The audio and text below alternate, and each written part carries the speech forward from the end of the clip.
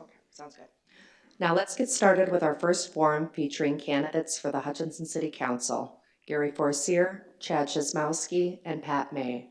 Troy Polis is running for seat 4 but was unable to attend tonight. Okay, so. We are on. Okay. All right, here we go. We're going to start with you, Pat. Right. Tell us about yourself and why you would like to serve as a Hutchinson City Council member. I think it got instilled in me a long, long time ago. Our family has always been about kind of giving back to where you come from. I've always had a strong feeling for that. Lived here my whole life and moved away for 1 year maybe. And it's just a great community. And I think it's one of those deals where if you have a chance to give back to something that's meant a lot to you, that's the reason I'm doing it. Thank you. Chad. All right, so my name's Chad Chizmowski. I was born in Redwood Falls, and I moved here as a kid and went to school throughout Hutchinson and graduated from high school in 1998. From there, I went to the University of North Dakota and earned my degree to be like a social studies teacher in a high school setting with a minor in political science. Upon graduation, I decided to move back and buy a bicycle shop because that was pretty pertinent to my degree, apparently.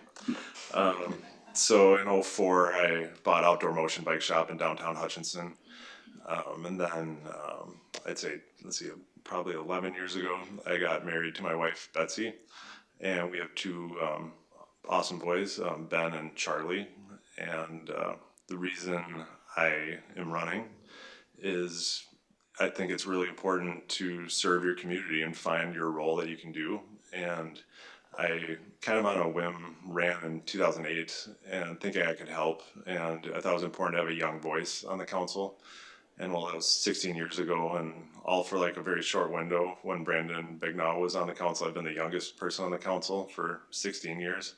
It'd be nice to get some more young blood, but I just feel it's important to give back to your community and do what you can to do. And I feel this is my role, and I've been doing that for 16 years. Thank you. I'm Gary Forcier, born and raised in Hutchinson. I own Crow River Glass that operate in Hutch. Volunteers, I'm very big on volunteering, being, engaged in the community. I was a fireman in Hutch here for 23 years, retired at the rank of assistant chief. Also, I coached wrestling for many years over in Silver Lake, then Glencoe Silver Lake, and as my wife told me, maybe I should coach my own boys. So I finished off my coaching career in Hutchinson, coaching here, and then actually started refereeing after my youngest son graduated. I have 3 boys. 2 of them reside in Hutchinson here. One lives down in Chaska. I have 5 grandkids. And kind of like what Pat said and Chad, to give back to your community. I think we have the best community in the state, as I'd say. I know we got a good football team, so we'll go with that, as many people tell us when we go throughout the state. They always kind of remind me we got a good football team, but and being mayor and Chad and Pat both, it's just not being on the council. We volunteer on a bunch of committees through the city. Myself, I'm on the HRA board. I'm on the airport commission and on the resource allocation committee with Chad. So yeah, I got the red sign. Thank you. All right. Okay, next question. We're going to continue to hop over. So Chad, based on what you know about city government, what do you see as top priorities for the city and why? So my top priorities and that of the council, we've always supported public safety. We always fully fund the police and the fire department because the vibe has always been like, if we don't have a safe community, that's the building block where everything goes. You know, if you have a high crime rate, people don't want to be here and people are nervous. You know, you can't have that. And the second big priority would be maintaining our infrastructure. You know, especially right now, our council is very, it's a huge priority to maintain what we have and like our streets and our electrical and everything like sewer, water, that kind of thing. And then the third priority that I see the council having is just spreading amenities amongst different groups. You know, I always joke that the four things that people can always support are the mosquito spraying, the leaf pickup, infrastructure, and then public safety. And then everything else affects a small user group, you know, but it's typically like the most important thing to them. You know, like there's a group that loves the hockey arena, the library, the pool, the pickleball courts, you know, and you have to do a good job of spreading amenities to these different groups, you know, like seniors, like they love the senior center, but you know, a lot of these things really affect a couple hundred people. You know, everybody uses the first four for the most part, and then everything else affects a small group. So that's a big challenge because there's only so much money, and everybody really wants their bite at the apple, as it, so to say. But I'd say those are the three big council priorities. Thank you. Gary, based on what you know about city government, what do you see as top priorities for the city and why? Well, you know, it's kind of piggyback with Chad. Public safety. You know, me being on the fire department, of course, I kind of make sure that the fire department get what they want, and you know, our police department. And the problem is that, you know, everybody sees stuff above the ground. You know, Chad kind of hit on it, the infrastructure underneath, and you know, that's kind of a big challenge for us because right now, you know, we're talking about expanding the city for more houses.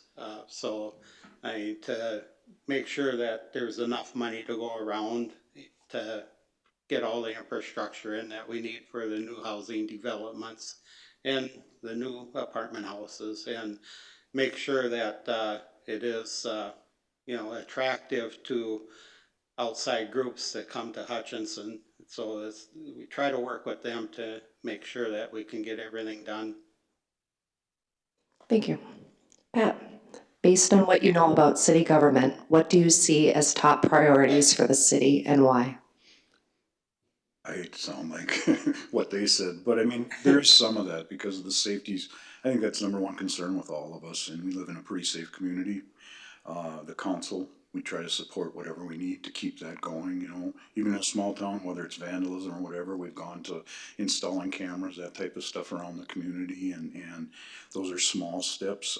Second, I think it probably rivals the first, and that is offering as many amenities as we can and keep the levy low. That's kind of hard, you know, just as Chad alluded to, you know, if you take away some of those things that we really value, you know, at what cost is that? And the same when we look at adding things, you know, like a splash pad hasn't gotten done. That's something we want to do, but we also have to be cognizant of what people are, you know, saying to us.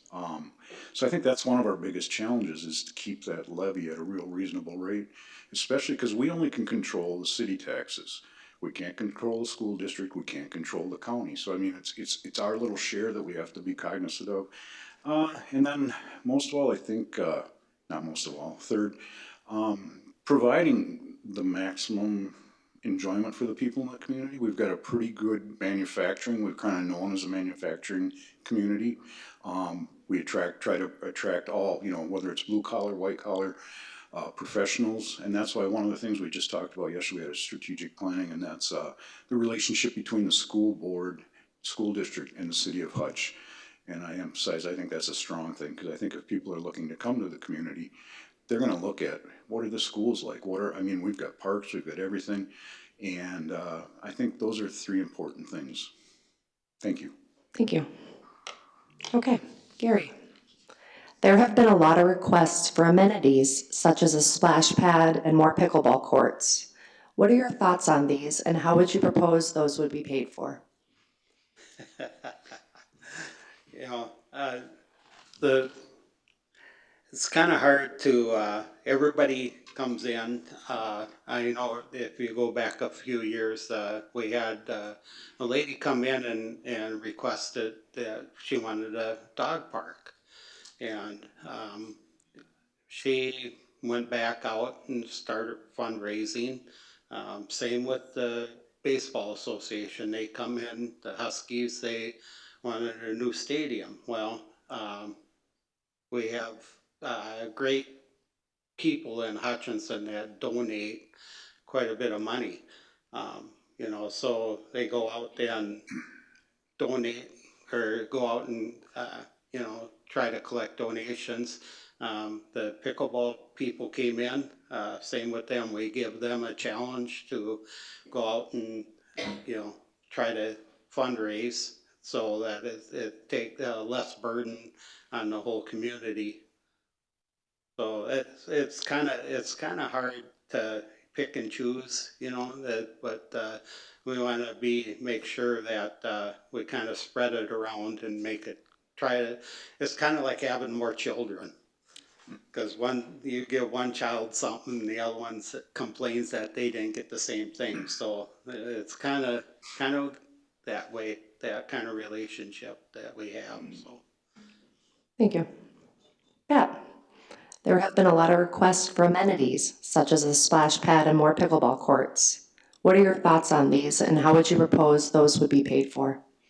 Well, you know, like addressing the splash pad in particular, you're going to be providing a service that's usually free to younger families, which can afford at least. The flip side of that is the city has to fund that. You don't collect fees at a splash pad. So that's the thing that we've wrestled with. You know, there's not an enterprise or an income source to support that, but we still try, and I think we will get it done. But it's got to be at the right time too. We don't, you know, funds that we get, LGA, those type of things, they're kind of set for what you can use them for. So that's why our staff honestly is pretty good at getting grants, that type of thing, to get those amenities done. And believe me, we're trying, and it's kind of an ongoing battle a little bit, but that's part of the interest and fun. I shouldn't maybe say fun, but it's part you feel good about putting a lot of time and thought into what we do provide for the city. Thank you. Chad, there have been a lot of requests for amenities, such as a splash pad and more pickleball courts. What are your thoughts on these, and how would you propose those would be paid for? So there's obviously opportunities within like the bonding bill, you know, although we don't get a lot of opportunities there. Our staff, like Pat said, does a great job of getting grants, you know, and different funding sources. Although my favorite way to fund these amenities, like there's a mom in the crowd right now that her neighborhood, she wanted a better park for her kids, but by the time, and we have a playground replacement plan. We told her when that was going to happen, and you know her kids would have been too old for the playground by that time. So she went out and raised a bunch of money, and now her neighborhood has a great playground, and her kids got full enjoyment of it. I love what the Huskies did down at the baseball field. You know, they wanted to bump up the replacement of the grandstand because they have a big state tournament coming up. They went out and raised a pile of money, you know, and so it makes a lot of sense because you get more bang for your buck, you know. And our community does do a good job of rallying around really good projects, you know, like the Citizens Bank Community Foundation, you know, all those organizations do a really nice job of helping out.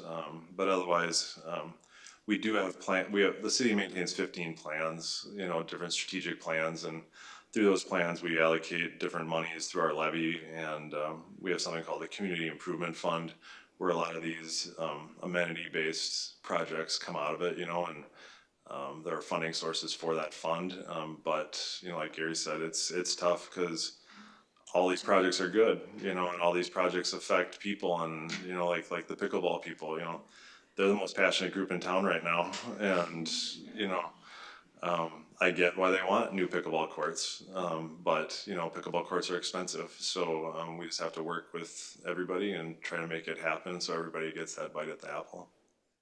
Thank you. Pat, Hutchinson is trying to identify future growth areas for housing and ways to assist developers, but investors and developers say putting together financing is a challenge.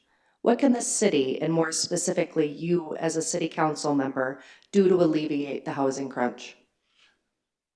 I think, as we've noticed in the last few years, the interest rates creeped up, and that's actually waylaid or delayed some projects in town. In the last probably 4 or 5 months, we've had builders actually come forward. There's a very solid proposal for 200 units. And I mean, they've already done their due diligence, they've lined up financing. And I think as a city, they all kind of ask for something. And so whether that be tax increment financing, which some qualify for, some don't, depending on what type of housing they want to do. But that's an avenue we can use. Or we really haven't delved into putting in infrastructure without charging that to the developer. That's something we may have to look at. We're short housing in Hutch, everybody is. But the city hasn't done that before, and it's something that honestly, it's on the table. It's something we can look at to help that developer come in, to interest different developers into coming in. But there are some really solid prospects coming to town for the housing part. Thank you. Chad, Hutchinson is trying to identify future growth areas for housing and ways to assist developers, but investors and developers say putting together financing is a challenge. What can the city, and more specifically you as a city council member, do to help alleviate the housing crunch? So it's crazy how just a little bit drop in an interest rate makes a big difference, because we've been sitting on that lot by where the medical center used to be forever, and I haven't had any really good offers. But like Pat said, we had an awesome EDA meeting today, and we have 3 really legit developers kicking tires on that lot right now. So projects like that are going to happen now with just a little bit lower interest rate. But what can the city do? Traditionally developing was pretty easy because stuff could sell quick, and the developers can make a lot of money, but that environment doesn't exist anymore. So we have to use, like Pat said, tools like tax increment financing, but with that comes strings. Developers either want to do that or not. We can look at things like that medical center site's going to get redeveloped due to a FEMA grant because it's kind of in a floodplain. So those opportunities exist. And traditionally, the city hasn't had to help with infrastructure, and that's the main thing that we have to wrestle with as a council, because we still have to maintain all the current roads. But we haven't had to build a lot of new roads in a long time because we didn't have to. But if we want some new development to happen, I feel we're going to have to, which isn't going to be a painless ordeal, but we do need a lot of housing. So we're going to have to really work hard and figure out a way. And I don't have the magic bullet for that, and nobody does. So it's going to be a big challenge. And then the last tool in the toolbox, I would say, would be tax abatement, but traditionally that's wildly unpopular with the populace. But it is a tool out there, and I think that we just have to find a combination that works. And it's definitely a big challenge to get developers to come out from the West Metro, because they can make a lot of money in the West Metro, and it's hard to get them to come out here. But I do know the council's talked a lot about it, and they made it a huge priority. So I do feel we're going to find some solutions and get some good housing projects to come. Thank you. Gary, Hutchinson is trying to identify future growth areas for housing and ways to assist developers, but investors and developers say putting together financing is a challenge. What can the city, and more specifically you as a council member, do to help alleviate the housing crunch? Well, I'm just a glass guy. If you'd asked me a glass question, I probably could do better on it.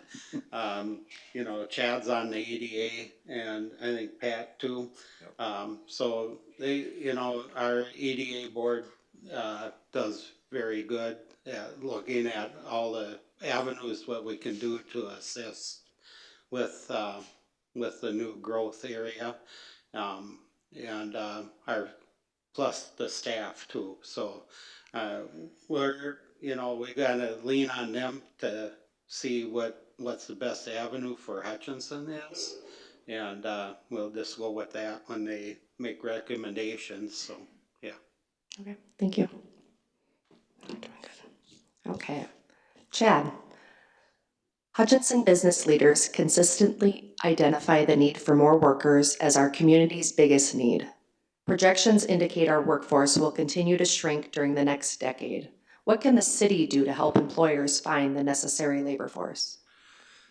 That's a tough one for everybody in outstate Minnesota. You know, like Miles, our EDA director, gives us county-wide numbers, and they're bad. You know, and so I just feel we need to continue to make Hutchinson a great place to live, to be competitive with the West Metro. You know, so we do have to offer amenities that are comparable to the West Metro. And then, you know, the previous question, like for housing, we need places for people to live. You know, and it's really interesting when Uponor came out here, they listed their 37 points of light, you know, that they wanted to come here for. And they were all amenities, you know, they weren't worried about things, but like our employees want to live here, you know, is the power reliable, you know, so it's all things that we really prioritize. And we just have to continue down the path that we've been on and trying to keep Hutchinson just a great place to live, to get people to want to come here, you know, and related also is there's a huge daycare shortage in outstate Minnesota, and our EDA has been partnering with the chamber to do to try to get more daycare slots, and so far the efforts have paid off because there's about 100 slots of the 400 that are supposedly needed in the area. But you know, if you can get parents to not need to be a stay-at-home parent because they can find a daycare spot, that gets somebody back in the workforce, you know. But it's going to be a big problem for everybody in outstate probably going forward, you know. So we just have to keep Hutchinson competitive and just make it another awesome spot to live and work. So. Thank you. Gary, Hutchinson's business leaders consistently identify the need for more workers as our community's biggest need. Projections indicate that our workforce will continue to shrink during the next decade. What can the city do to help employers find the necessary labor force? Well, you know, if I had a magic wand, I'd have workers. You know, I'm in the same boat in my business. I finally just got a front desk person that I've been looking for the last 6 months. You know, as a council, I think we kind of lean hard on making sure that our amenities are good. And I know there's a lot of people that actually live in Hutchinson that work in the cities, and that's one of our curses, being, you know, only 60 miles from the city, because they can go down there and their wages are higher. So we're, you know, we attract businesses and, you know, the higher paying professional stuff. So I guess we just have to just keep advertising ourselves as a great place to live and work. So Thank you. Pat, Hutchinson business leaders consistently identify the need for more workers as our community's biggest need. Projections indicate our workforce will continue to shrink during the next decade. What can the city do to help employers find the necessary labor force? Kind of to mimic what these guys said, and we talked about the housing, if you're gonna attract workers, they've gotta have a place to live. It's gotta be, you know, on a level that wherever they're working, if it's a factory, if it's a professional, whatever, have housing in those different categories. That's been tough to do. The builders in Hutch, of which there's 7 that consistently build about the same number of houses each year, and they're comfortable in that, and that's great. But it's hard for us to attract like a Horton that puts up 300 homes. They're not gonna come out here and do that. It would be great if they did, but we're just too far out of that fringe. So I think the big thing is, like Chad and Gary alluded to, is keep the amenities good, try and keep our levies down low, and then also, you know, any way we can, the daycare thing, you know, that's a huge thing that I think slowly with Val, with you guys and the EDA, you know, providing startup money for some of these in-home daycares, it would be nice to get a commercial one. And there's been one that I think showed interest, hasn't committed, but those things will tie in with providing the workers the daycare they need, the housing they need. And it's just, it's a constant battle that everybody in the outstate is facing. I think if we have a good thing, it's maybe some people are tired of living in the metro and they come out here and they don't mind that commute. But then, you know, hopefully we can get them to work here. But sometimes the salaries dictate that they live here and drive in. But housing and daycare, I think, are things that can really help those employers fill those spots. Thank you. That leads into my next question. Well, Childcare, Gary, this is for you. Childcare is one of the challenges to economic growth. As many employers say that access to childcare for employers is one of the variables considered when deciding whether to relocate or to expand in a community. What can the city of Hutchinson do to encourage more childcare providers or solve this shortage in some other way? Well, you know, it kind of starts at this, I think at the state level where they make it so hard for a day, home daycare to survive with all the regulations they throw on them. And, you know, it's a tough deal. I mean, um, you know, daycare prices are where you have to decide, am I gonna go to work and work someplace and give almost 75% of my wages to the daycare provider? I mean, there's really an unanswerable question. You know, it's hard. We've been looking, you know, trying to get people to stay in the daycare business, but you know, it's just so expensive to do it.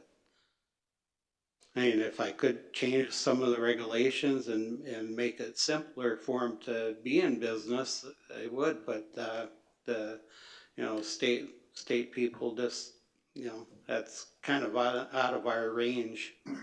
Um, it, you know, it'd be nice to have a lot more spaces, but I don't know how to do it. Thank you. Pat, childcare is one of the challenges to economic growth. As many employers say that access to childcare for employers is one of the variables considered when deciding whether to relocate to or expand in a community. What can the city of Hutchinson do to encourage more childcare providers or solve this sort of shortage in some other way? That is the $64,000 question. I'm dating myself there, but um, if first of all, I think childcare is a very hard thing in the home. You know, it's not easy. So there's burnout that people that even do it, that they do it long enough where they're just tired of it. And there's a lot of paperwork they have to do, whether it's grants to help with their, you know, the feeding, everything that county provides, that state does provide some. Again, we'd love to attract someone that could maybe have 60 children, you know. Hopefully, there's talk, Peace Lutheran is gonna get that going back again. They're sure in the stages of it, so that'll alleviate some of it, but we could probably use 10 of those, and it's just hard to get them. As you know, Val, with the chamber and the EDA, they're giving a $2,000 startup fee to stay at home, not stay at home, excuse me, home childcare. And that, one of the restrictions is they have to have fences. That chews up that money we're giving them just to get that done. So I mean, we'd love to help more, and we just gotta look for ways to do that, whether that be through grants or, again, like Gary stated, the state dictates a lot of rules. And they're probably needed, but sometimes they can be so cumbersome that it turns people off from getting involved and actually providing that needed daycare. Thank you. Chad, childcare is one of the challenges to economic growth. As many employers say that access to childcare for employees is one of the variables considered when deciding whether to relocate or to expand in a community. What can the city of Hutchinson do to encourage more childcare providers or solve this shortage in some other way? Tough to go third in some of these Yeah. questions. I mean, like Gary said, you know, I think working with our state legislators, you know, we have meetings several times a year with them, trying to get them to loosen up some of the state regulations that are really roadblocks to having daycares. I think that's a good thing to start. Our EDA is working with the chamber and another group in town to get these startup grants going, and they've been really successful. And we've got quite a few stay-at-home daycares going. And I think, you know, as the first, because we kind of started this first wave of this EDA program, and now we're probably trying to get into the second wave because the low-hanging fruit has been taken, you know, so now it's going to get a little harder. And I think we need to look maybe at other outstate communities that have had some success stories that we don't know about, because, you know, this is a problem everywhere in the state. And Hutchinson's not unique in that way. And so, but somebody out there has got to find or know of some great solutions. And I just know, like, watching my boys both went to an at-home daycare, and it's a hard job, and that's why the burnout happens. And you have to have a gift to enjoy that lifestyle. And our daycare provider was incredible, and but she worked her butt off, and it's just not a fun job unless you really have a unique skill set. And I don't know how the city can really help that, but I know that we're willing to partner with anybody who wants to make something happen, but I think now that the first wave is through, we just need to work on that second wave. And I don't know what that looks like, but I know the council is committed to helping any way we can. Thank you. Val, I'll just add something. A few years back, had this great brainstorm that came to me in the middle of the night. So actually went and talked to the plant manager at 3M, asking them if they ever considered having an on-site daycare. He kind of did check into it, but kind of got down to the main plant, and it kind of died. So I mean, it would be wonderful if some of our major employers would have on-site daycare, but there again, they have to staff it, and they hardly have enough workers to do the other things. So thanks. Thank you. All right, this is our final. So Pat, in your closing statement, please share your final thoughts and why you believe you are the best candidate for this position. First of all, in my opening one, I neglected to mention my family, two of which are here tonight. And as the other guys were talking, I'm like, oh boy. Because they're first and foremost in my life, and they're the reason I do this. Again, I enjoy being able to be part of the community. And I think it kind of surprised me, you gotta be honest, that the lack of people stepping up to file, I'm running unopposed. I would like to see some younger people get involved. And I was really thinking of not running, I'll be totally honest about it. And then when I saw no one was filing, it was kind of like, well, I'm not gonna let this go. We have a write-in, we might have Bozo the Clown, for the candidate. And back to seriousness, I really hope that people pay more attention and get involved. I enjoy it. When I don't, I won't run again, but I feel I have something to offer the community. And the community's got a lot to give to the people too. Believe me, if you get involved, and I think we all said volunteer, we do get paid. We're not gonna retire on that, but we do get, there is a stipend for being on the council. But none of us do it for the money. It's for giving back and just hopefully steering the community in the right direction. Thank you. Chad, in your closing statement, please share your final thoughts and why you believe you are the best candidate for this position. Well, first, I'd like to thank you, Valerie and Doug, for putting this on. It's been lovely. And also all you people that showed up tonight. I was hoping to be a full house, and we're not quite there, but it's great everybody came. And I also just want to thank everybody for allowing me to serve for 4 terms. Like, the gravity of that is not lost on me. I'm honored that Hutchinson has trusted me to be on the city council for 4 terms. And I'm sitting here hoping for a 5th, I guess.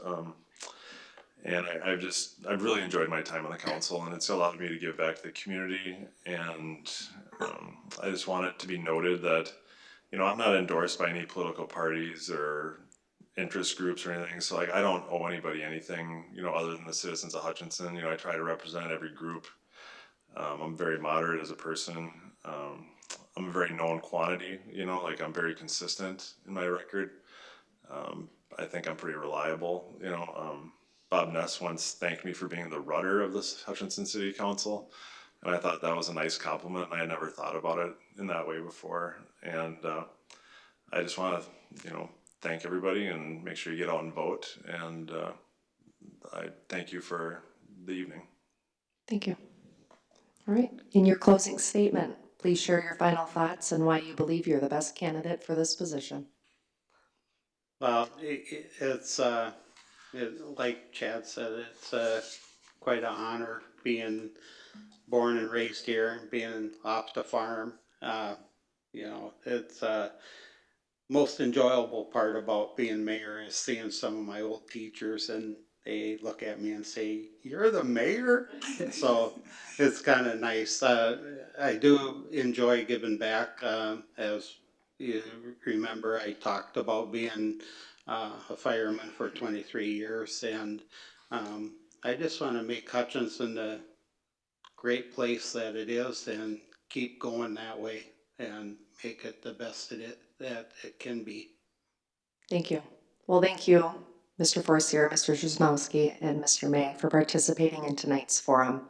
We will now take a 10-minute break to allow our candidates for the McLeod County Board of Commissioners race to take their places.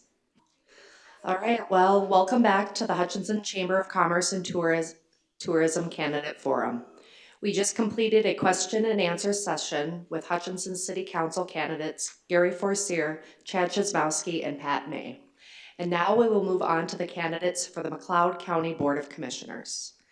Thank you, Lori Chachka, Doyle Benson, and Paul Wright for joining us this evening. We will get started in just a moment, but first, a reminder of our rules for the forum. Here is the format for this evening. Each forum will include 3 parts. The first segment will allow each candidate to give a 2-minute introduction of themselves. The second segment will consist of 4 questions which were prepared in advance of the forum. Each candidate will be allowed up to 2 minutes for a response to each question. Finally, each candidate will be given 2 minutes to make a closing statement. Candidates' answers to the questions will be timed. When a candidate reaches 15 seconds before the end of their allotted time, Mr. Hanneman will raise a yellow paper as an alert to begin wrapping up their statement or answer. When the time limit has been reached, he will raise a red paper as a signal to stop. Before we get started, I want to remind those in the audience that this is a candidate forum. It is intended for the candidates to speak and share their ideas. To make the best use of our time and ensure an orderly process, we ask that there be no applause, cheering, or booing. Anyone who does this will be immediately asked to leave. If a similar interruption occurs a second time, the entire audience may be asked to leave. Thank you in advance for your courteous attention to these guidelines. Now let's begin our forum. We will start with a brief introduction from each candidate. We will alternate who answers succeeding questions first. So we're going to start with you, Mr. Benson. Tell us about yourself and why you would like to serve as County Commissioner. Hi, thank you for this forum here tonight. But I am Doyle Benson, and I am from Stewart, and I am running for District 3 County Commissioner. I'm a lifelong resident in McLeod County in this area, and my wife and I have been married for 31 years. I have 4 kids from ages 12 to 22. We operate a small business. I also work up at a creamery. I also spend my time volunteering with church groups.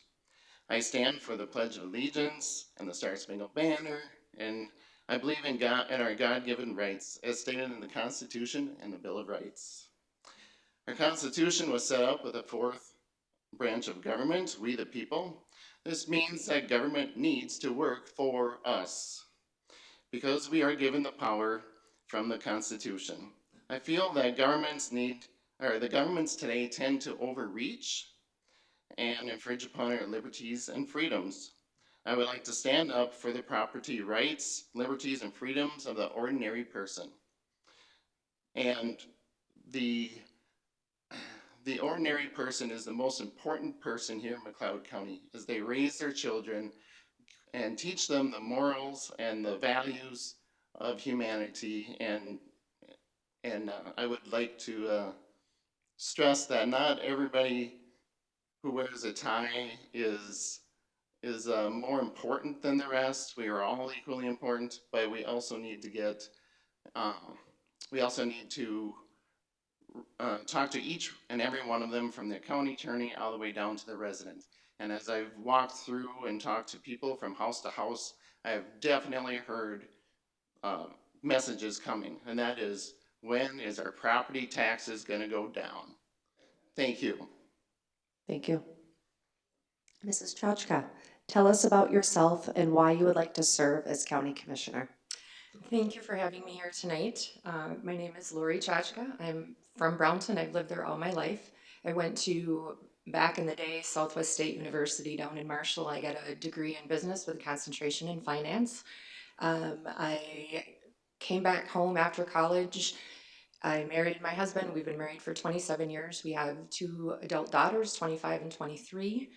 I am the current city clerk in Brownton. I've been there for over 5 years, and I will probably stay there for the remainder of my career. Um, I am, let's see, so I'm the city clerk. I am a first responder. I just got my EMR license, so I'm now a member of the Brownton Fire Department. I am our church trust fund treasurer.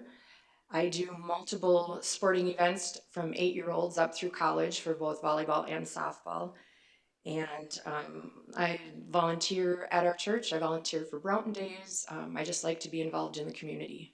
And why I'm running?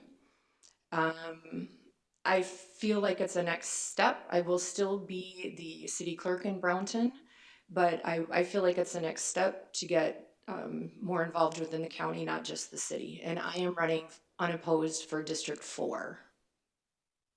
Thank you. Mr. Wright, tell us about yourself and why you would like to serve as county commissioner. Thank you. My name is Paul Wright. I've served 4 terms as a McLeod County Commissioner for District 3. I'm a Hutchinson graduate, a graduate of North Dakota State University with a degree in animal science. Currently farm with my family on our multi-generation farm right south of Hutchinson. We operate our farm to be very active within the community. We participate in a county fair. We have the whole 4th grade class comes out to our farm every year, and kind of a combined effort with the Hutchinson Ag Program for Farm Product and Safety Day. We have tours that come out anywhere from Minnesota Extension, the Garden Club, Megan's Place, and even the Red Hats have been out.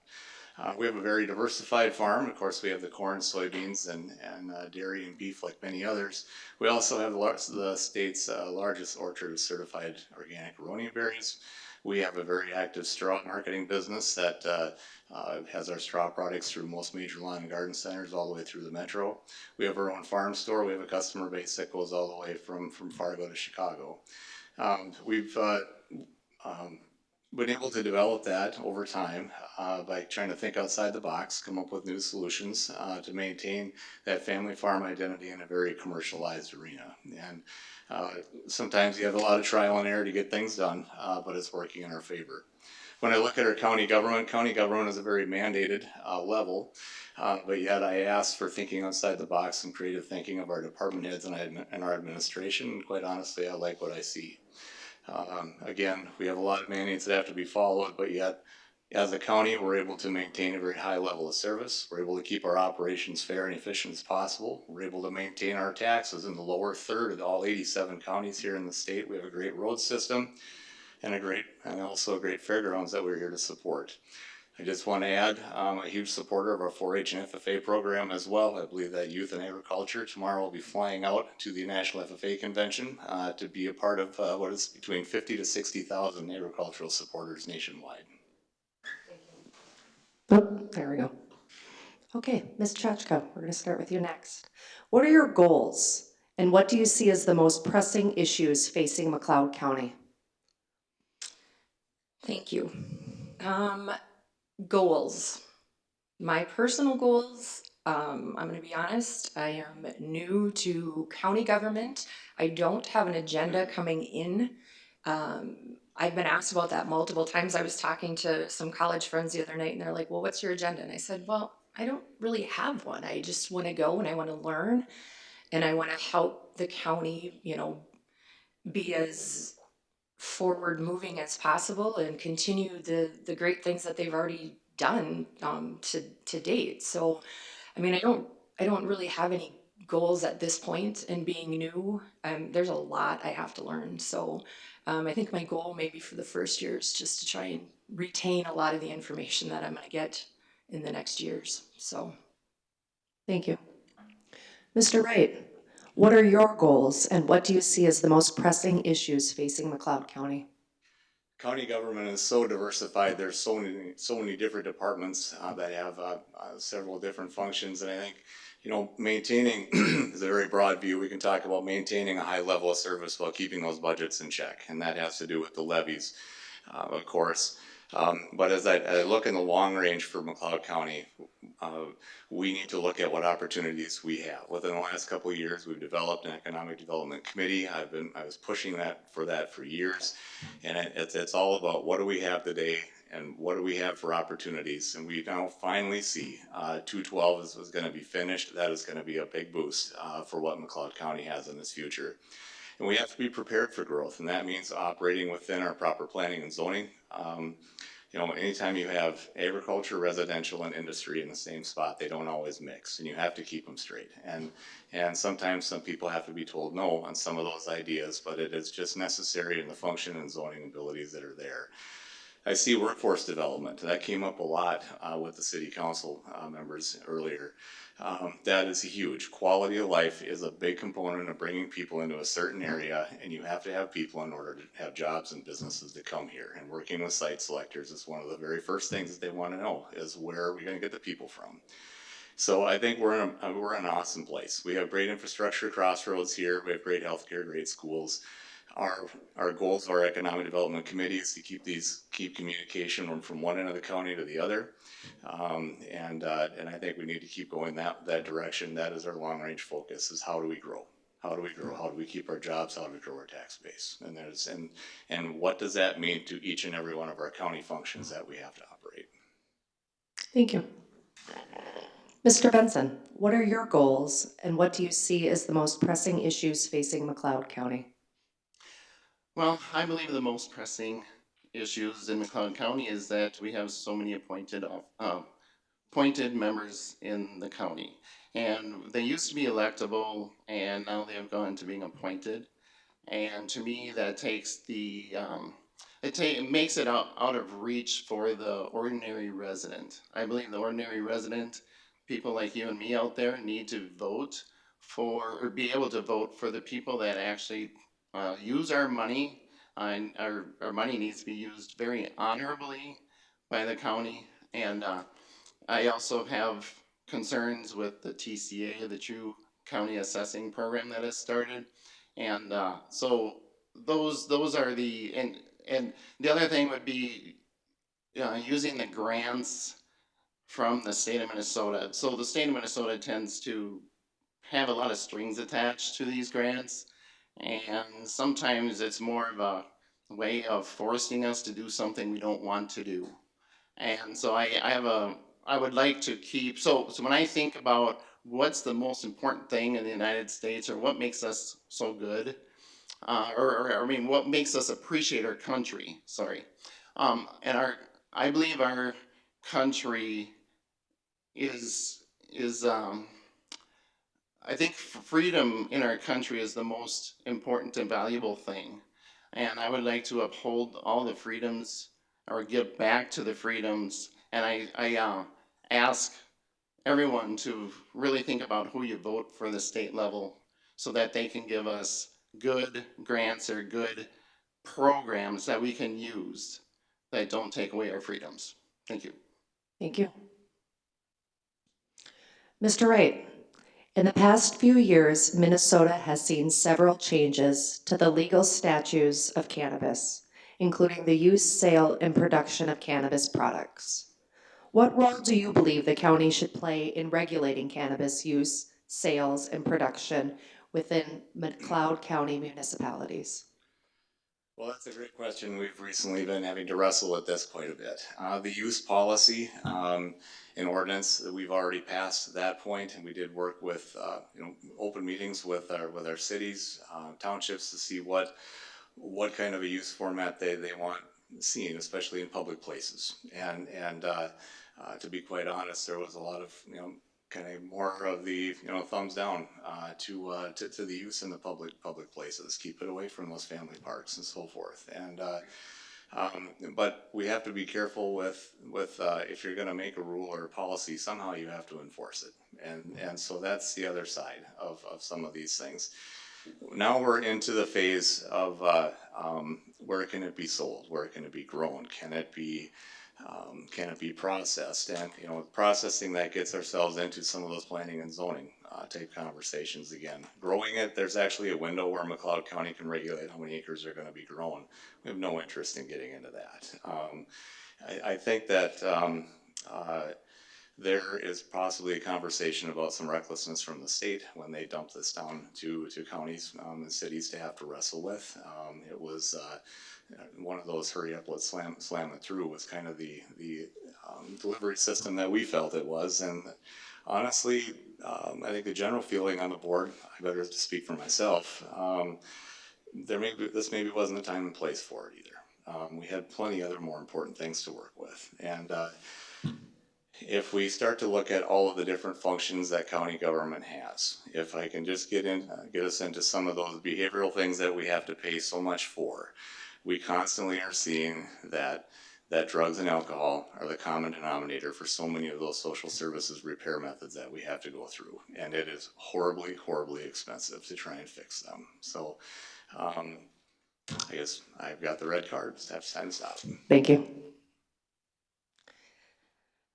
Mr. Benson, in the past few years, Minnesota has seen several changes in the legal statutes of cannabis, including the use, sale, and production of cannabis products. What role do you believe the county should play in regulating cannabis use, sales, and productions within McLeod County municipalities? Well, first of all, the state is going to dictate a lot of things that we have to do. In other words, we have to have some. So, but we can also restrict it. I myself have never used any of that. There are probably good reasons, maybe for medical use. But I do believe that the parents and parenting is the most important part of this cannabis issue. But as far as the county is concerned, I think that I would keep it to a minimum. That would be the way I would go. Thank you. Thank you. Mrs. Chachka, in the past few years, Minnesota has seen several changes to the legal status of cannabis, including the use, sale, and production of cannabis products. What role do you believe the county should play in regulating cannabis use, sales, and production within the McLeod County municipalities? Thank you. Back, I remember it was that before the county fair last year that went into effect. I was a part of that group with this part of the cities where we went to the commissioners meeting and we discussed it, and that's a tough call, but kind of like they both said, you know, it's mandated, so how are you going to deal with it? I think it was something that we probably needed a little bit more time, and we're getting that, but it's like maybe in the forefront that should have come instead of after it was passed. And it's like, okay, now you need to figure out what you're going to do, and you have until this time to do it. It's going to be a tough call no matter what you do, because you're going to have the people that are good with it and the people that are bad, you know, that don't like it.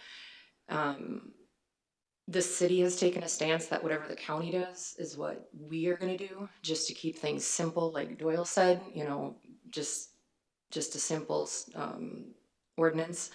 But it's going to be a longer discussion, I think, and an ever-changing one as time goes on. Thank you. Okay, Mr. Benson. According to public comments made by both candidates vying for the District 3 seat, there is a stark difference regarding property assessments and the assessor's office in the county. McLeod County will change to a true county assessment system beginning in 2025. What does that mean for property owners, and why do you support or oppose this? So I'm not real comfortable with this system. I see it as an opportunity to overtax, or has the ability to overtax the residents. And so I would probably try to opt out as quickly as we could.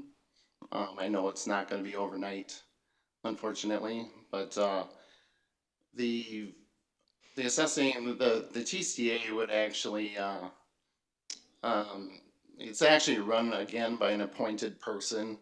So there again, to me it seems like an overreach, but the voters will decide. Thank you. Okay, thank you.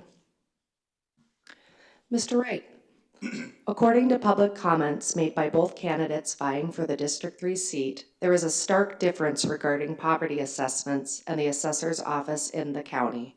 McLeod County will change to a true county assessment system beginning in 2025. What does that mean for property owners, and why do you support or oppose this? So as one of the board members that supported this, and we have to really refer to what state statute clearly defines this function to be.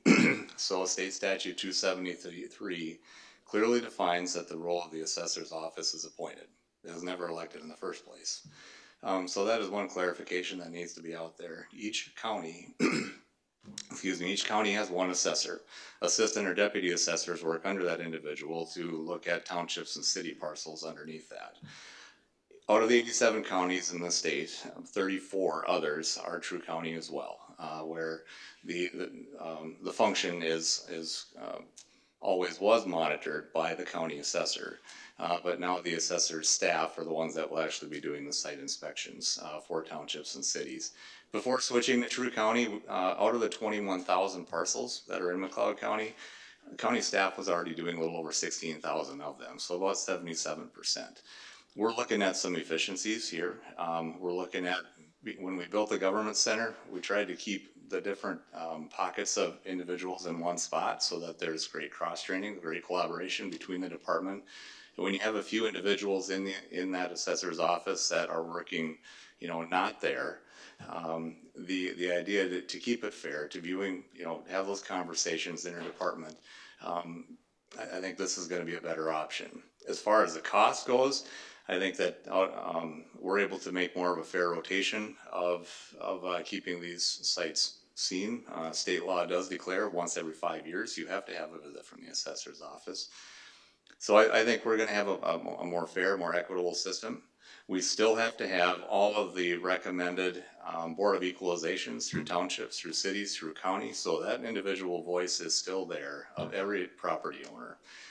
I think that this was the best choice that we had. This is a growing choice through the state of Minnesota, and yes, I absolutely support this concept. So, Thank you.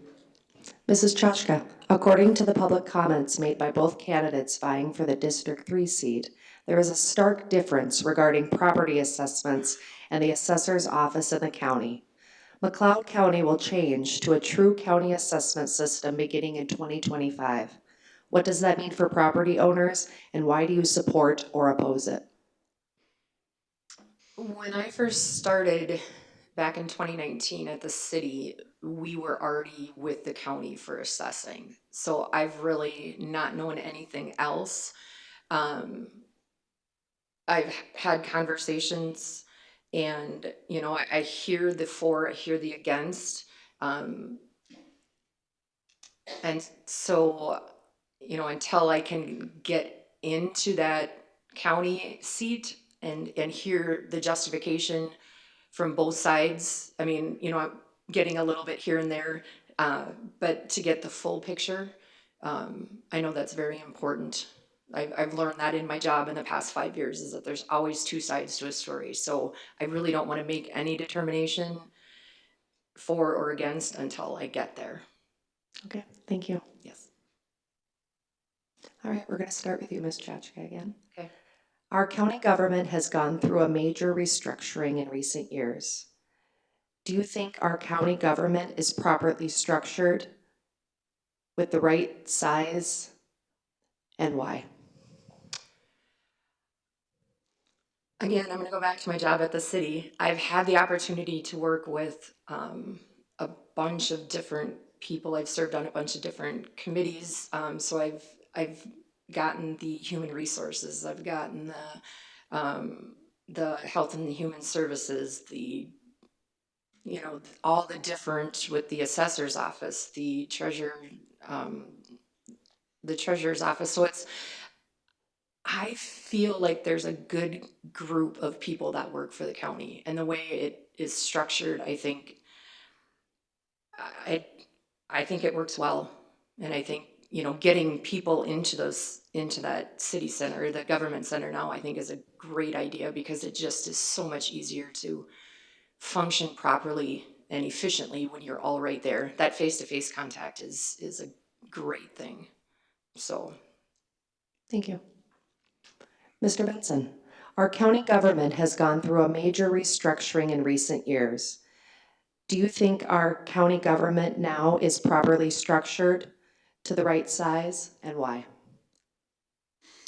Well, as I get into, if I would be elected and get into the office, I will learn fast if how well that is, or how good that is.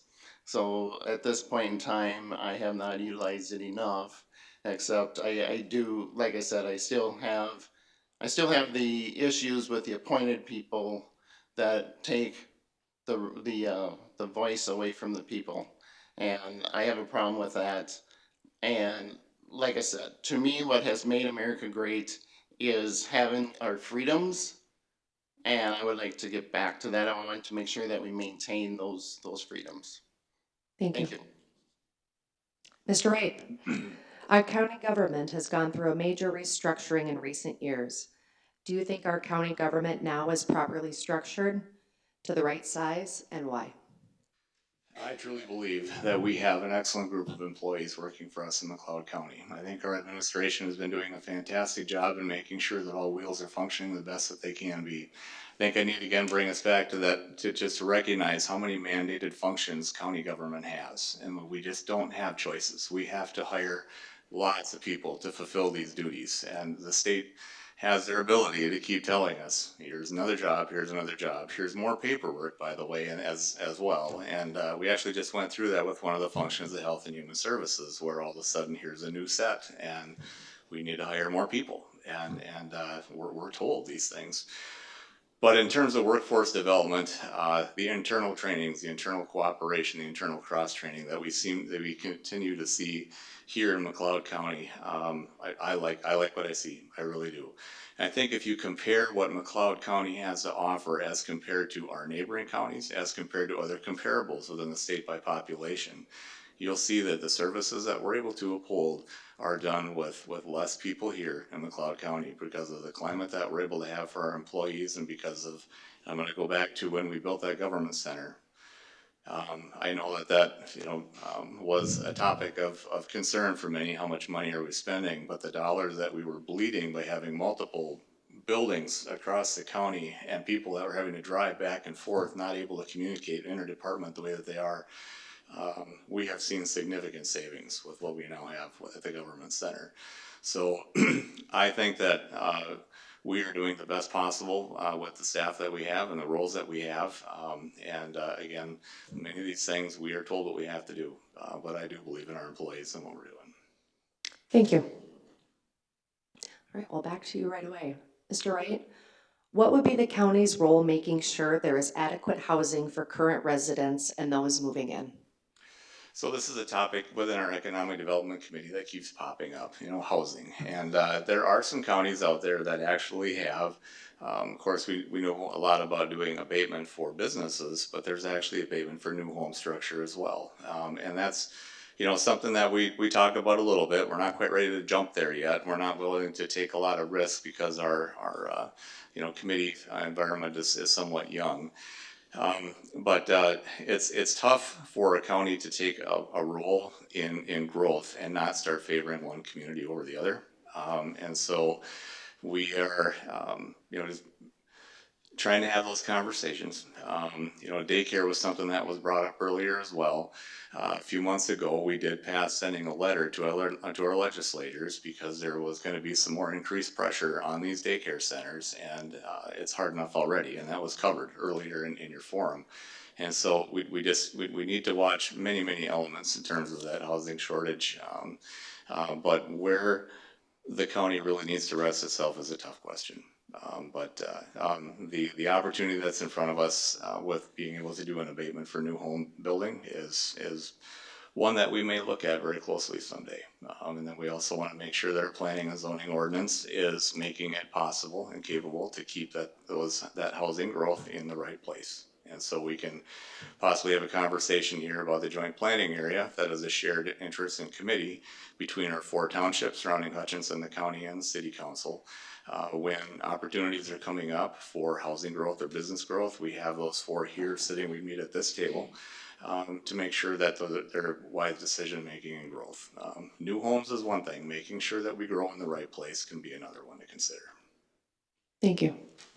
Mrs. Chachka, what should be the county's role in making sure there is adequate housing for current residents and those moving in?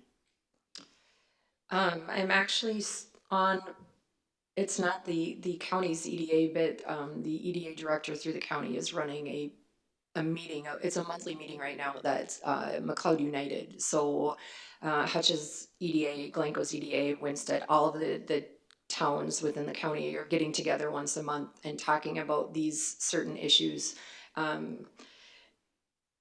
It helps, I think, to have that group of cities get together to work on these together.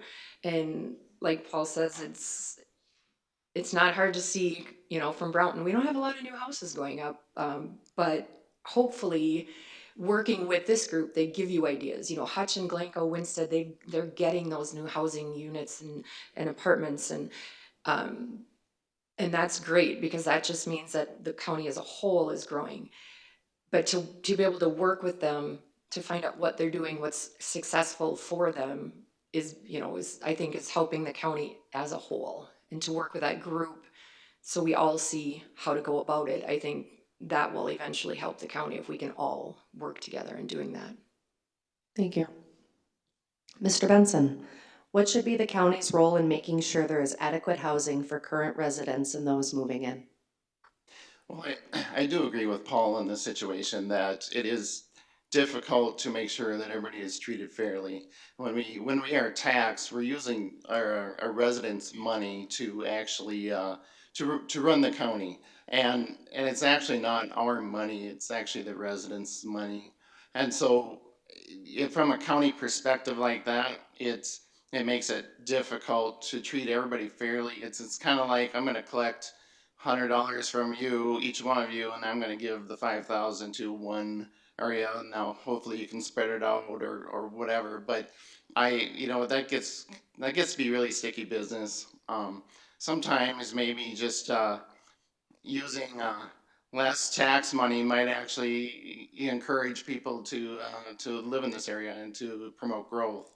The 2024 audited budget here from McLeod County showed a deficit of $9 million. So, do we have this opportunity now to throw out money? I don't know if this is the time right now. Thanks. Thank you. Okay, we're going to move on to closing. So, Mr. Benson, in your closing statement, please share your final thoughts and why you believe you are the best candidate for this position. Well, I did grow up on a farm, and like I said, I now work uptown. Also, I had my own business. I really would like to. I really would like to stand up for the freedoms that we have sent our soldiers out to pay a huge price, and I would like to see better state guidelines or state grants that would promote those freedoms. And so that's up to the individuals out there in the rest of Minnesota to vote for good state government. I guess I'm probably asking for the residents to join together, form a wall, and say, look, do not take any more of our freedoms away. We need to stand as a country, as a nation, and preserve what made us who we are. So in finale, I thank you for asking or promoting or setting this up and asking us to come, and I would look forward to to working for and serving the people in the area. Like I said, I've walked from house to house. Messages come out very clear that when are my property taxes going to go down? That's very, very clear. And I want the people to know that I hear them. I really do hear them. So I'm asking for your vote for freedom on November 5th by voting for me, for County Commissioner District 3. Thank you. Thank you. Mr. Wright, in your closing statement, please share your final thoughts and why you believe you are the best candidate for this position. Sure. As we end the night, I'd like to ask you for your continued support to keep me in office as we continue to build our county government to high standards. Hopefully I've proven my knowledge of county issues, not only tonight, but with 4 terms in office. I vote to keep our community and our county safe, maintain a nonpartisan county government, keep us accountable. I choose to be, a very, be seen as a community leader that keeps things very fair and equitable throughout our county. Throughout our county, my continued activities, supporting all the way from our youth to our schools. Set positive examples, take input and challenge policies when needed. I mean, that's a continual thing. Recognize what the role of county government truly is and do the best possible to fulfill those duties and responsibilities, including a balanced budget. I appreciate your vote and appreciate your support. Let's all work together to make McLeod County the best place to work, live, and raise a family. Thank you. Thank you. Mrs. Chachka, in your closing statement, please share your final thoughts and why you believe you are the best candidate for this position. Well, first off, thank you, Valerie and Doug, for having me here tonight. It was a little daunting when I got the email from you, Valerie, but I really have enjoyed being here, and even for the city council, it was kind of neat to see all that. Why I'm the best, I don't, my mom says, "Why are you doing this? You're absolutely crazy." And I said, "Well, I don't know. I enjoy the city government portion." And I thought, well, let's try for the county. And I promise you, I will work hard, I will learn, and I will be the best, District 4 commissioner that you're going to have for the next 4 years. I'm looking forward to it. It's something new. I know a little bit about everything at the city, but I don't know a lot about anything. So I can bring a little bit of that to the county, but I'm just super excited. I know I've got a lot of hard work ahead of me, but I can't wait to get started and see what the next 4 years has in store for me. So thank you. Thank you. Thank you, Mrs. Chachka, Mr. Benson, and Mr. Wright for participating in tonight's forum. We will now take a 10-minute break to allow our candidates for the Minnesota legislative races to take their places. Welcome back to the Hutchinson Chamber of Commerce and Tourism Candidate Forum. We just completed a question and answer session with McLeod County Board District candidates Doyle Benson, Paul Wright, and Lori Chachka. Now we will move on to the candidates for Minnesota House of Representatives District 17A. Thank you, Representative Don Gilmed and Chad Chimberly, for joining us this evening. We will get started in just a moment, but first, a reminder of our rules. The first segment will allow each candidate to give a 2-minute introduction of themselves. The second segment will consist of 4 questions which were prepared in advance of the forum. Each candidate will be allowed up to 2 minutes for a response to each question. Finally, each candidate will be given 2 minutes to make a closing statement. Candidate answers to the questions will be timed. When a candidate reaches 15 seconds before the end of their allotted time, Mr. Hanneman will raise a yellow paper as an alert to begin wrapping up their statement or answer. When the time limit has been reached, he will raise a red paper to signal to stop. Before we get started, I want to remind those in the audience that this is a candidate forum. It is intended for the candidates to speak and share their ideas. To make the best use of our time and ensure an orderly process, we ask that there be no applause, cheering, or booing. Anyone who does this will immediately be asked to leave. If a similar interruption occurs a second time, the entire audience may be asked to leave.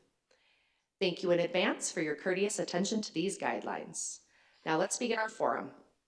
We will start with a brief introduction from each candidate, beginning with the incumbent, Don Gilman, followed by Chad Chimberly. We will alternate who answers succeeding questions first. Okay, well, let's start. Tell us about yourself and why you would like to serve as our 17A representative. Thank you so much for having me. Again, this is a privilege to be able to come here tonight and just talk about the issues at hand. So I'm Representative Dawn Gilman. I live in Dassel, Minnesota with my family, and I'm seeking re-election as your state rep because I believe I'm a strong voice for common sense down at the Capitol. Again, our district is pretty large, and it feels really great to be able to bring a strong voice, but also have consistency in just showing up the same wherever I'm at the Capitol, in committee, as well as on the floor, as we bring forth legislation that could change and impact us out here in rural Minnesota. That's why I'm running again. Thank you. Mr. Chipperley, tell us about yourself and why you would like to serve as our 17A representative.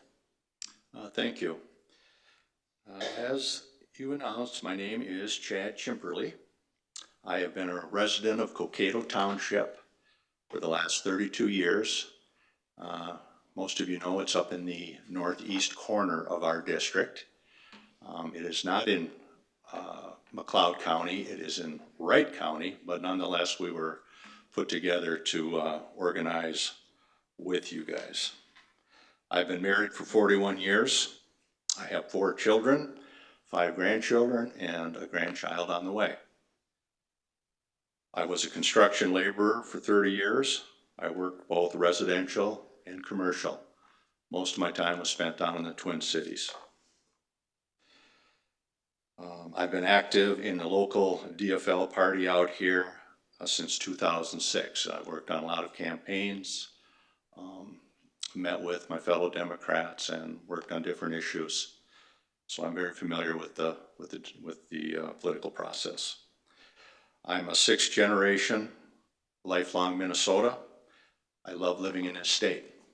If I'm elected, I want to work on trying to find common ground in the legislature. Right before we started here, I was speaking to Mr. Grunhagen there, and he said he was frustrated, you know, because people say they want to work together and they don't. Well, it's an ongoing process, and it helps if people, you know, reach out and take the first step and just keep persisting, because it has to happen if we're going to be a successful legislature. So thank you. Thank you. All right, we'll start again with you. Great. Minnesota has had many years of budget surpluses.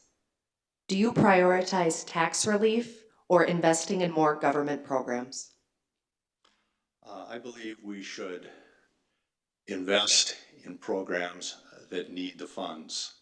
And people always seem to think that if there's, well, for instance, education, you know, you're putting so much money into education.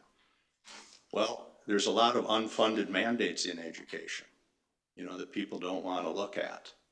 And so if there's a surplus, it seems silly to me to give everybody back $200 and leave our educational system in a lurch the way we have for many years.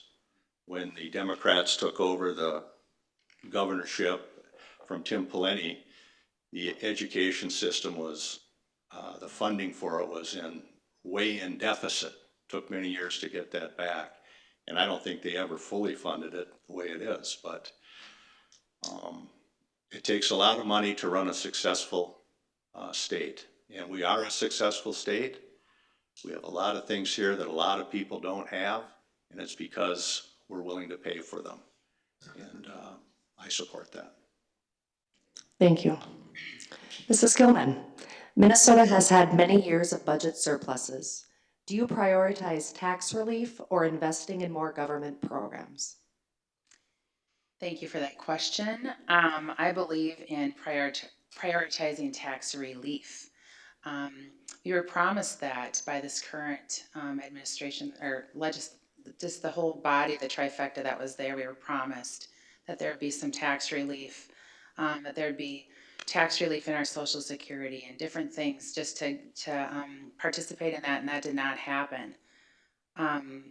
I believe in growing government and not allowing people to participate how they choose to take their profits or to take their savings and invest it how they see fit.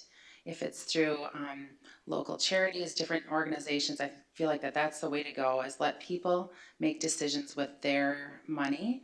I do believe that we need to invest in infrastructure.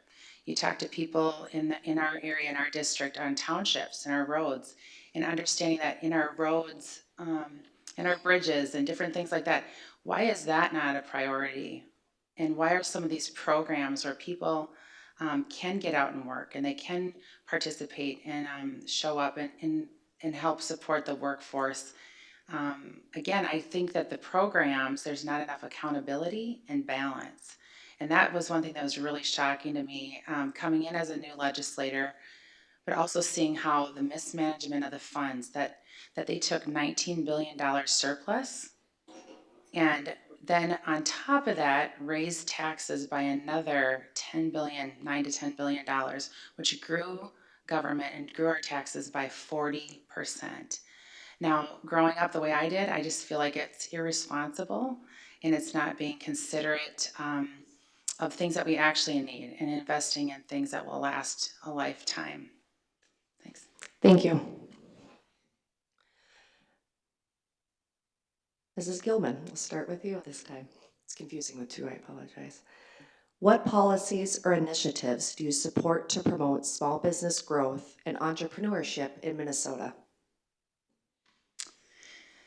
That is so great. So one thing I love about the Minnesota Chamber, I'm going to talk about this because it was very helpful for me, knowing that the stakeholders, for example, I'll use the Chamber as an example, has so many members throughout the state that who they represent, and it's the voice of the people, the business owners. And what I've seen is just regulation after regulation that keeps coming on and making things more restrictive for growth and well-being. We're seeing a huge influx of folks that are leaving, businesses that could flourish with our energy. You take paid family medical leave. We are business owners, small business owners in Dassel, Minnesota, and how we show up for our employees, and how we, there's incentives and there's all these things that make things happen in a business, and make not only things profitable for our company, but for them as well. So we believe like paid family leave, allowing your employees to be gone for 20 weeks out of the year is another overreach that will just make it impossible for people to want to come set up shop and start a business here in Minnesota. There's not even an exemption if you have one employee or you're seasonal.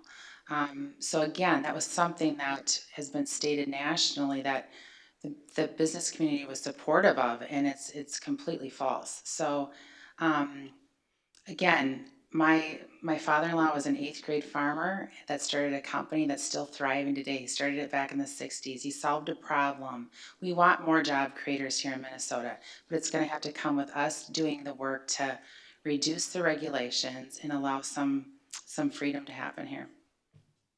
Thank you. Mr. Chimperly, what policies or initiatives do you support to promote small business growth and entrepreneurship in Minnesota? Well, I think regulations that do what they're intended to do are probably a good thing. If they are not doing what they're supposed to do or hindering something unnecessarily, I think they should be changed. But people don't get those things passed into law just to cause problems for business people. There's a reason that they're put in place. And I think small business as well as big business are fantastic things, and the people that run them are often very capable people. But I don't think that they, like anybody else, is just owed, the right to be successful. Like they should have nothing in their way. I think they should pay people fairly. I think they should treat their employees fairly. I think they should treat the environment fairly. They're getting a lot of things from, they're getting roads, they're getting educated employees, they're getting good electric grid that is usually, you know, the government's. So there's a lot of things that, you know, we all owe each other. And business is not just by itself, you know. We, the working people, are their customers. You know, we're buying their product.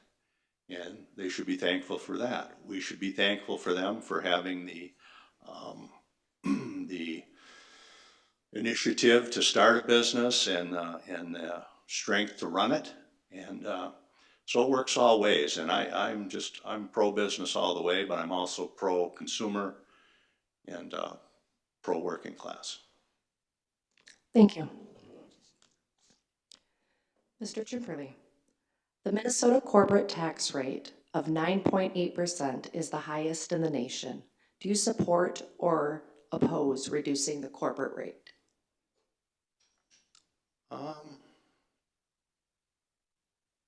Not unless I saw a good reason to, you know, and I have not studied that, or I'm not real familiar with it. But I think corporations are doing very well. The stock market is doing very well. What I read in the papers and online about business, the climate is good. They're making money.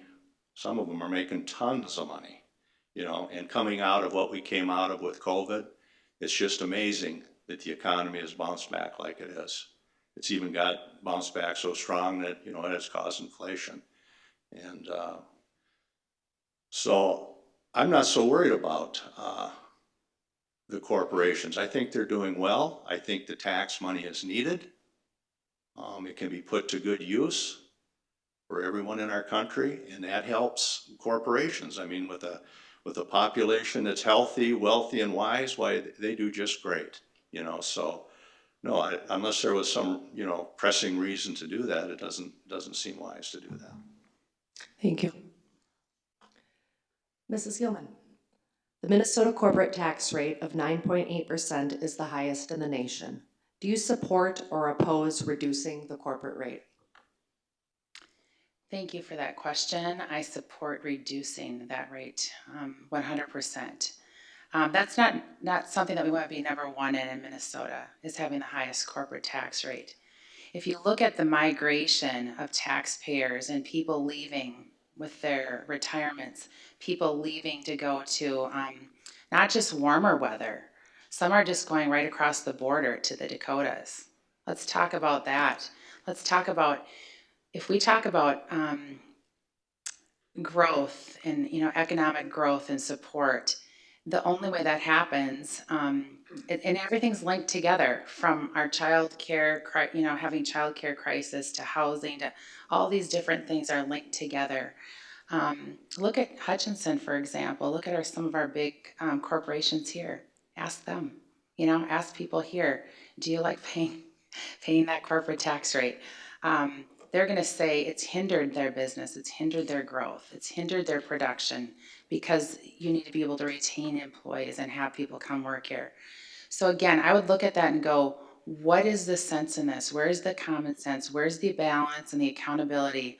Why should we be taking money out of the hands of not only business owners and job creators, but the people that work there, because they might have shorter shifts. I'm hearing it's even in healthcare, you know, people's shifts and their availability to find full-time employment in some fields have never been an issue, and now it is. And it's because the bottom dollar for these corporations are suffering. So I would definitely want to take and go to the drawing board on what can go and what can stay. And I hope that we fall in line and get out of that number one spot of being the highest tax corporate rate in the country. Thank you. Mrs. Gilman, should the Minnesota's Constitution be amended to protect drinking water sources and the water quality of lakes, rivers, and streams, conserve wildlife habitat and natural areas, improve air quality, and expand access to parks and trails by expending the transfer of proceeds from the state-operated lottery to the Environment and Natural Resources Trust Fund, and to dedicate the proceeds for these purposes? Thank you for that question.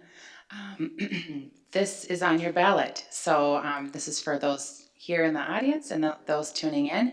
If you've not already voted, you're going to see this on your ballot. And I am a strong no to that. I love the environment. I serve on the Environment Natural Resources Committee.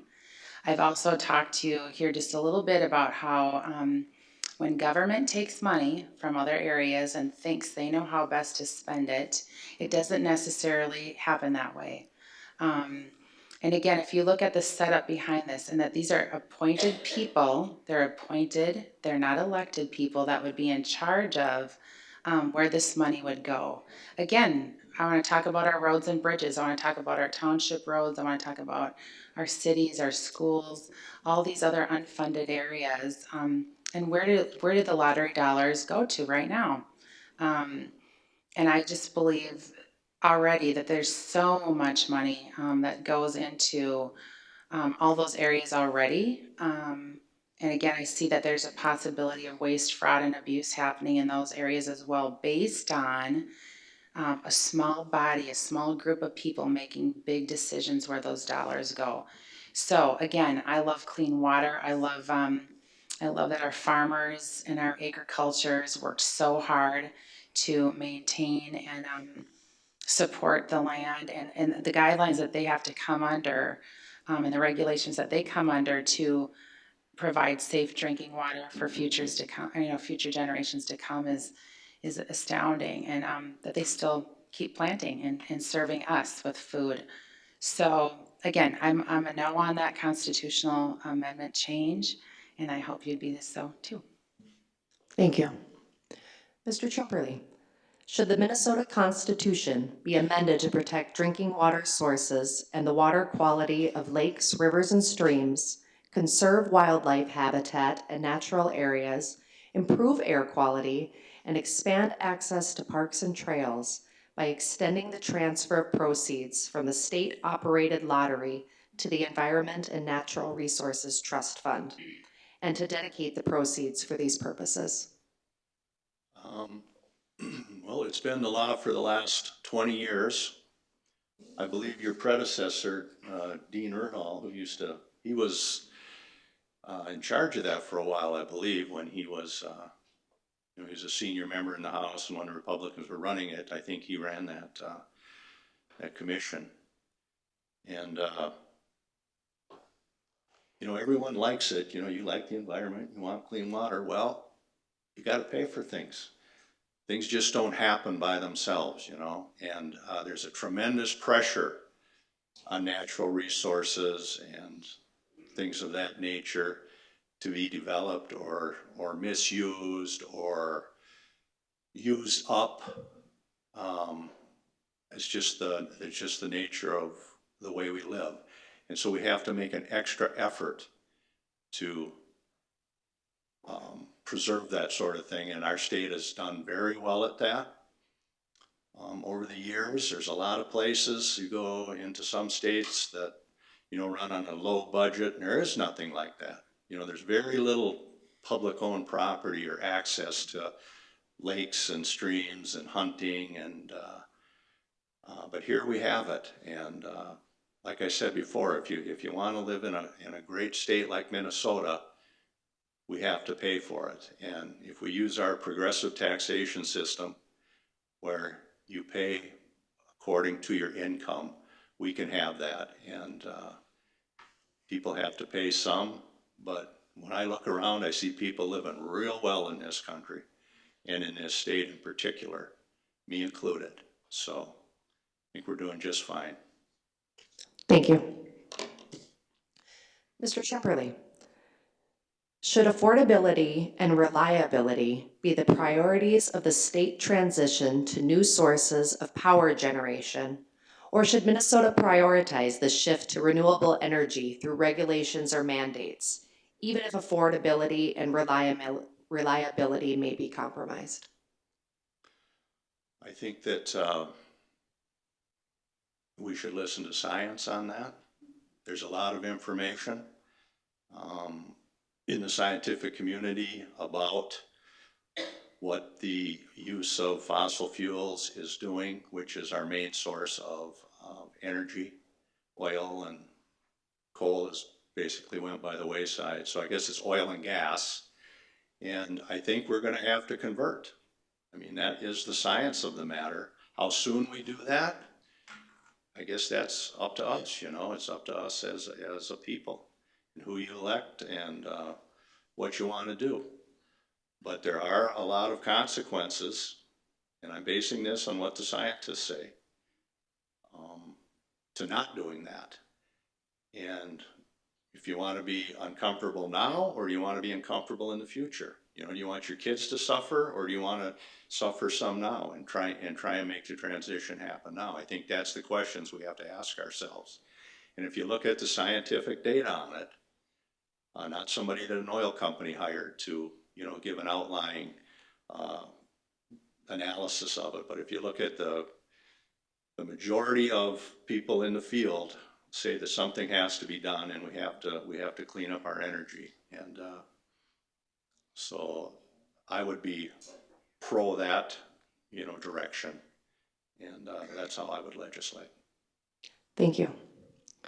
Mrs. Gilman, should affordability and reliability be the priorities as the state transition to new sources of power generation, or should Minnesota prioritize the shift to renewable energy through regulations or mandates, even if affordability and reliability may be compromised?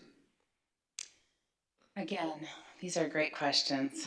I love these questions. I just met the beginning of the month with the Missouri River Energy Services and Hutchinson Municipal Utilities. I just want to make sure I got the names of them right. And then earlier in the week, I'd met with folks over in Meeker County as well with the utilities, and talked with folks over in Glencoe.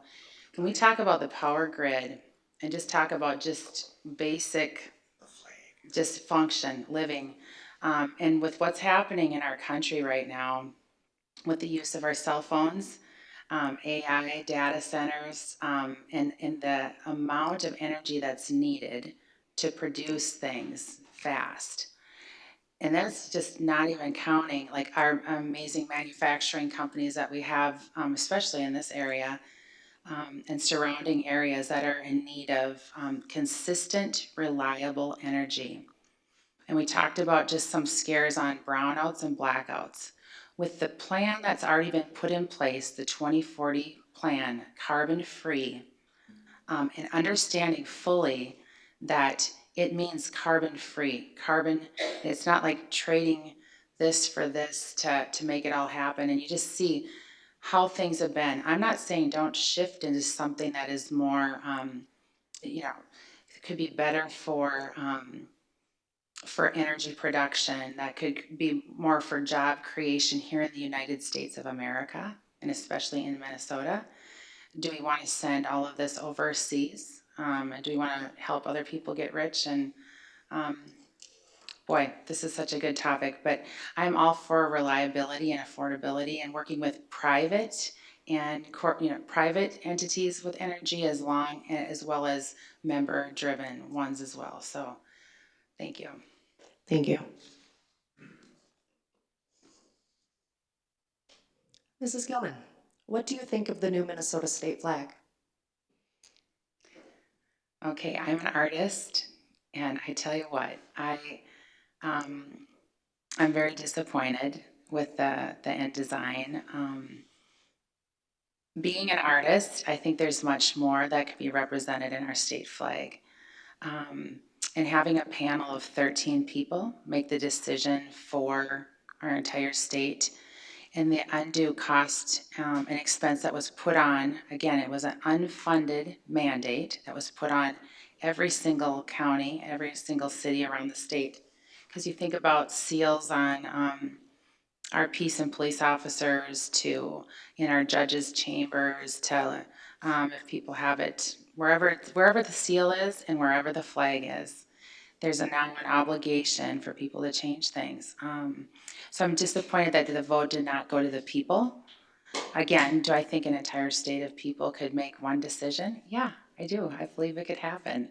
And it would be down to a vote, and it would be wonderful to have that opportunity. So I was very disappointed that that's what they believed was the representation of our great state. You think of all the different seasons, you think about everything that is represented here, of people that come together, and how I just again, I feel like it's a waste of money and time, and it's going to be a concern for I think a lot of smaller cities, especially rural cities that already have a very tight budget. Thank you. Mr. Chipperly, what do you think of the new Minnesota state flag? I think that change is difficult for people, some people more than others. And there are political reasons for the controversy surrounding the new flag. I think it's kind of a non-issue, but I guess other people disagree with me. I think it's fine. I'm not terribly impressed with it, but I wasn't terribly impressed with the old flag. We flew one on our float that the DFL uses in parades. You know, we had an American flag and a Minnesota flag. And the old one was fine, and this one is fine. So I'm not sure what the big uproar is. I think in 5 years, no one will even, remember, the old flag, and it'll just go by the wayside and things will be just fine the way they are.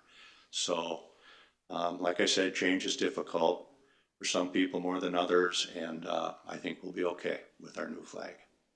Thank you. Okay, so Mr. Chimperley, we're going to move on to our closing statements. In your closing statement, please share your final thoughts and why you believe you're the best candidate for this position. Well, I think my party, the Democratic Party, is the best party for Minnesota at this time. I think the Republican Party is really having a lot of trouble these days. I think their leadership on a national level is a disaster. It's filtered down to the state, and so they're being led by, I think, radical people. I realize they think we're radical, but I think that I think our district would do better with a Democratic representative. I think we need new life in our communities out here. I think we have to do things differently than have been done for the last 50, 60 years out here. And I would work with people down at the legislature to do that and represent our area. It's a beautiful area. We got good people. We got hardworking people.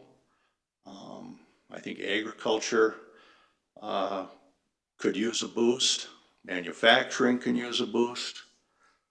All these things, and we can have more of it out here than we have now. And I think it's going to take an active government, and I think that's more in the Democrats' wheelhouse than the Republicans. So as far as me personally, I would do my best. I don't think I'm a exceptional person, but I would do my best to represent our area to the best of my ability. Thank you. Thank you. Mrs. Gilman, in your closing statement, please share your final thoughts and why you believe you are the best candidate for this position. Again, I'm a proven conservative leader. That's something that I'm grateful for in my upbringing here. I've been prioritizing tax relief, conservative values around the sanctity of life on all ends of it, on all sides of it. From being an adoptive mother, I've got a personal passion for options and on unplanned pregnancies. I'm just going to be honest. And so, if that's radical, then I'm your rep. I'm also,